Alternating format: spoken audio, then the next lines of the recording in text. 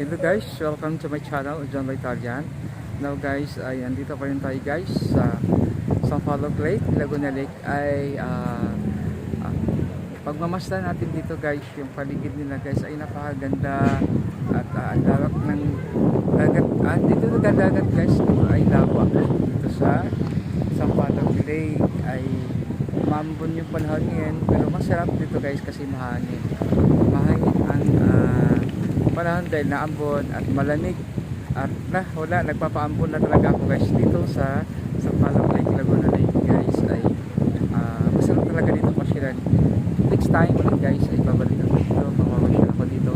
At ilawan na rin nila guys yung panindan nila sa taas guys. Ayan, meron mga panindan dyan guys sa taas na nakakabot guys. Ay pwede tayong bumili dyan ng boko juice or ano mang makain natin na maluwang meron na panindan nga guys sa ano nila guys, sa bot nila namin nila.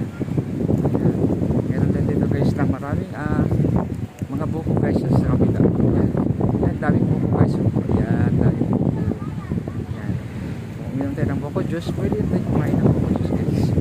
Ay, gagawin guys kami na guys dahil maliit na. Ay, kailangan na rin natin yan ay nakakasin ko natin babasa na tayo. Kailangan natin guys na sa bilog. Aakit na tayo guys kasi maambon na guys dito sa lugar na ito, sa pinaka-plaza. Kasi guys, pasyalan. Madilim na guys dito. Babalik na tayo guys. Aakyat na tayo sa pinakamatarik na hagdanan. Yan dito guys. So dito guys mamasyal kasi malawak yung ano dito guys, yung ground nila. Yan guys, malawak yung ground nila dito. At marami dito yung band guys nagsusupa. Yan, padilim na guys.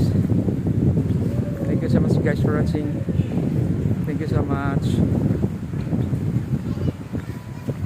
Kailangan natin guys ng liwanag kasi nga guys ay padilim na.